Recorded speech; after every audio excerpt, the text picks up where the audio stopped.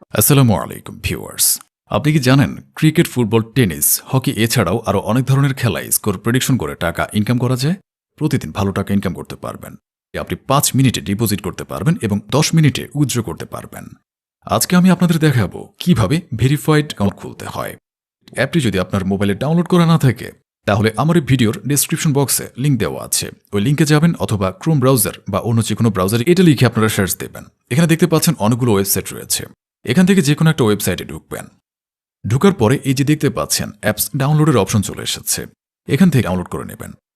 Download করার পর অ্যাপটি ইনস্টল করবেন, তারপর অ্যাপসে প্রবেশ করবেন। এখন প্রবেশ করার পর আপনাকে এখানে নতুন একটি অ্যাকাউন্ট খুলতে হবে। এজন্য উপরে দেখতে পাচ্ছেন লগ ইন এবং রেজিস্ট্রেশন দুটো অপশন দেওয়া আছে। এখান থেকে রেজিস্ট্রেশন অপশনে ক্লিক করবেন। এখানে দেখতে পাচ্ছেন রেজিস্ট্রেশনের জন্য অনেকগুলো অপশন দেওয়া আছে। এর মধ্যে সবচেয়ে সহজ ও নিরাপদ মাধ্যম হচ্ছে ইন ওয়ান ক্লিকের মাধ্যমে রেজিস্ট্রেশন করা। তাই এখানে ইন ওয়ান ক্লিক সিলেক্ট করবেন।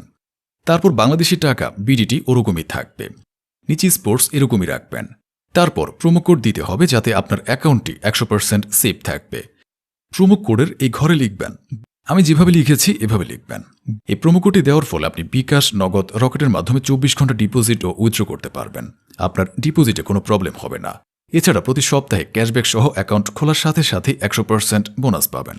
প্রথম ডিপোজিটে 100% বোনাস, অর্থাৎ আপনি 5,000 টাকা ডিপোজিট করলে 5,000 টাকা বোনাস পাবেন। টোটাল 10,000 টাকা দিয়ে খেলা শুরু করতে পারবেন। এছাড়াও প্রতি শুক্রবার বোনাস পাবেন।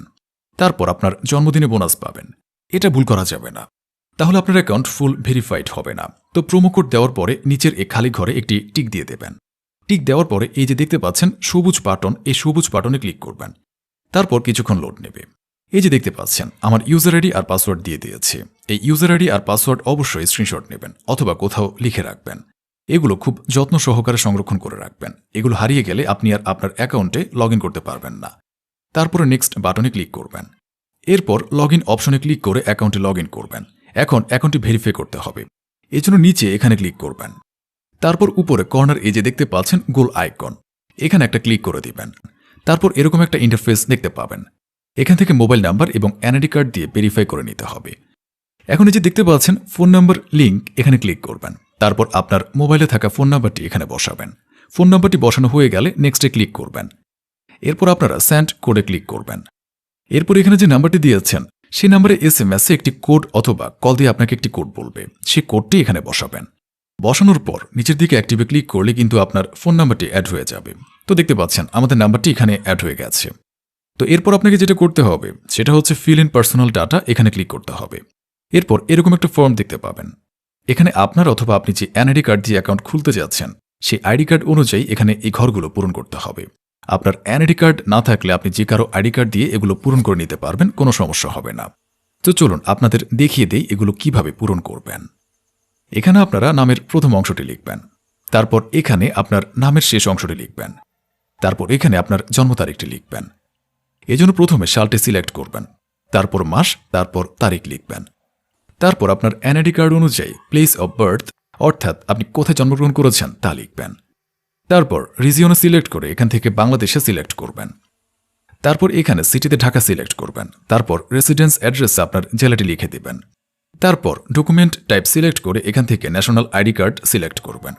তারপর এখানে সিরিজের ঘরে 1 লিখে দিবেন।